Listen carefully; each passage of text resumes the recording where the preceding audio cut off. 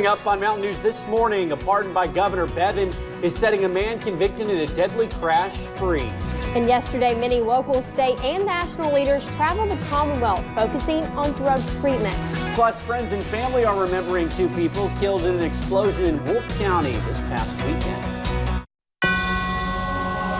Dedicated to Eastern and Southern Kentucky, this is WYMT Mountain News This Morning.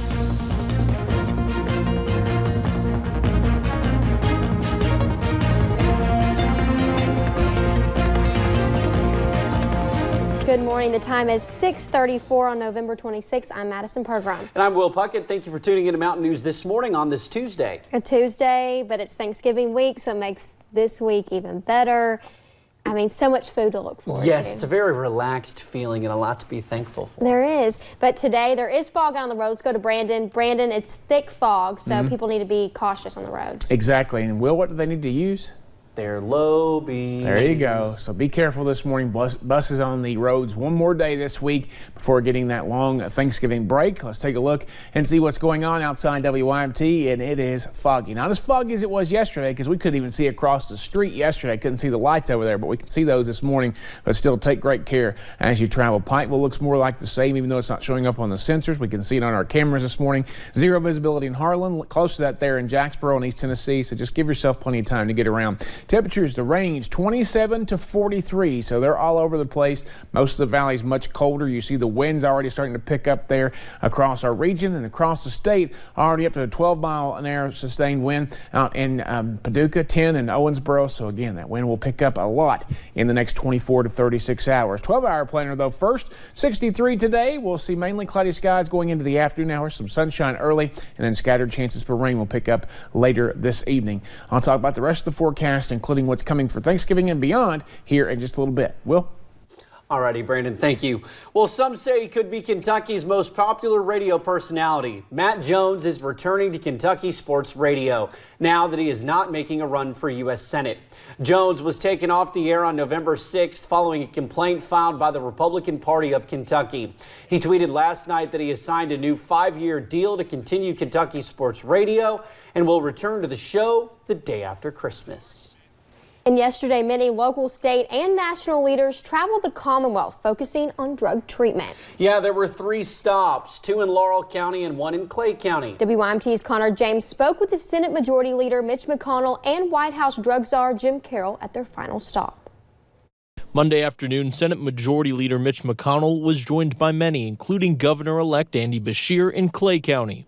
They honed in on the opioid epidemic and visited the Freedom House in Manchester. Because we shall go forward strong, and our best days are yet to come. Kentucky Senate President Robert Stivers and others dedicated the House, which aims at helping people fight addiction.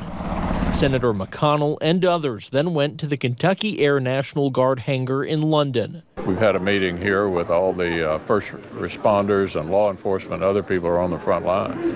And that's what we need to do, is to follow the leader's advice, get more resources down here, because we see when we invest in the communities what they're able to do, and that's why I am here. A closed roundtable discussion focused in on a variety of issues. Office of National Drug Control Policy Director Jim Carroll saying they are focused on funding drug treatment and stopping the inflow of drugs. We've added more counties to the HIDTA, our high-intensity drug trafficking areas, to make sure there's more money, millions of dollars coming to unite federal, state, and local law enforcement here in Kentucky. McConnell adding there's been roughly $240 million in federal funding impacting that. We have more from McConnell's trip to Manchester and what the Freedom House does on our website at WYMT.com. To Laurel County now, where a man is in jail on criminal abuse of a child and drug charges. Deputies arrived at a home on Tackett Spur Road for a welfare check.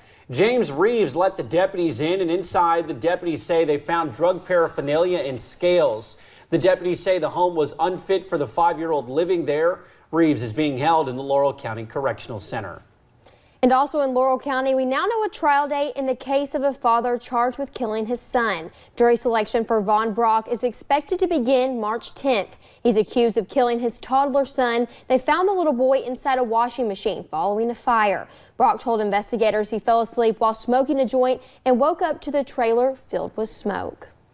A pardon by Governor Bevin is setting a man convicted in a deadly crash free. Justin Weebles was serving a 20-year sentence. He was convicted of wanton murder in 2016. The crash happened in 2014. Investigators said Weebles collided head-on with a van in an emergency lane on Kentucky 30, killing the driver. Hillary Thornton talked to the Laurel County's Commonwealth attorney, who says he is against the governor's decision. Pardon applications are sent to the governor's office. The governor then considering those. Governor Matt Bevin issuing several lately. One last week releasing Justin Weebles from prison, commuting his sentence and granting him an unconditional pardon. Governor Bevin writing in the order that the 2014 Laurel County crash was a, quote, tragic accident.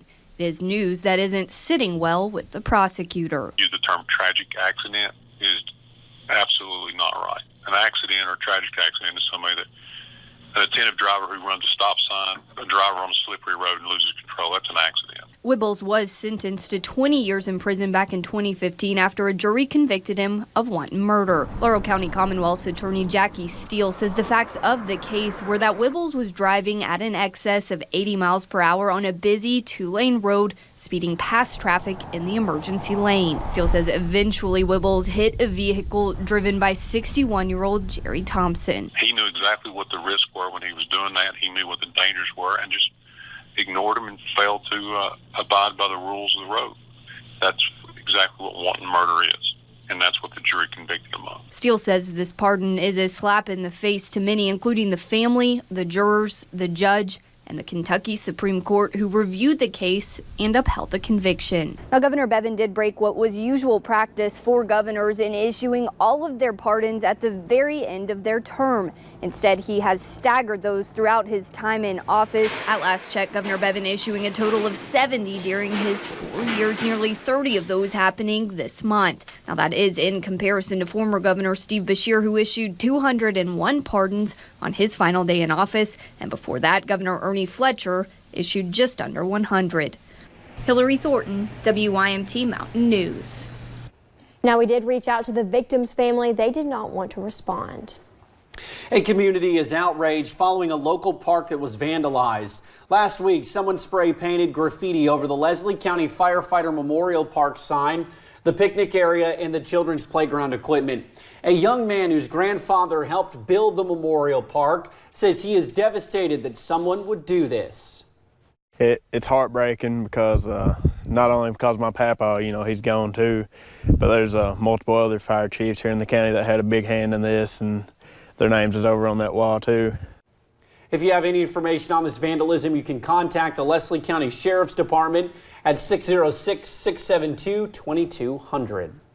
And friends and family are remembering 2 people killed in an explosion in Wolfe County. 52-year-old Philip Vanderpool and 48-year-old Sue Ann Vanderpool died. The explosion happened Saturday afternoon at a home off Highway 15 near Campton.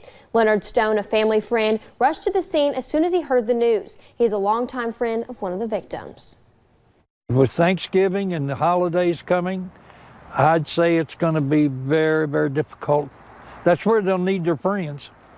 That's where they'll need their friends. Friends say the family has housing but needs furniture. A total of 6 people were inside. 4 others were hurt. 1 person is in serious condition. Well, we've told you about it a couple times this morning. Lawrence County school students are thankful to get another day of Thanksgiving break this year. However, it comes after a drain fire melted pipes and caused a stir Friday. WYMT's Marianne Fletcher shows us how officials believe the fire started.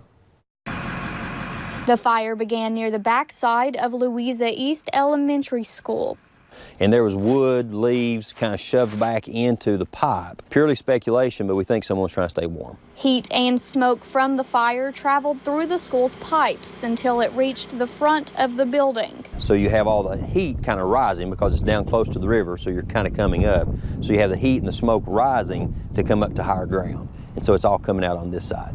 Now officials are working to assess the damage. Part of that process, you have to close off the gas lines that go into the building. And of course, our building's heated by gas. All Lawrence County schools will not reopen until December 2nd. We have to flush that out in order to run that camera system back in. The camera resembles a remote control car with a lens on the front. And when you run that camera system back in, we can really see what the extent of the damage would be. However, it only traveled around 39 feet before finding a ditch that will need to be filled before the camera can move forward. So your first thought, no matter what time it is where are our staff members, where are our students? Although fixing the pipes will be a headache, Superintendent Fletcher is just thankful no one was hurt. In Lawrence County, Marianne Fletcher, WYMT Mountain News. There is thankfully no fire damage to the building.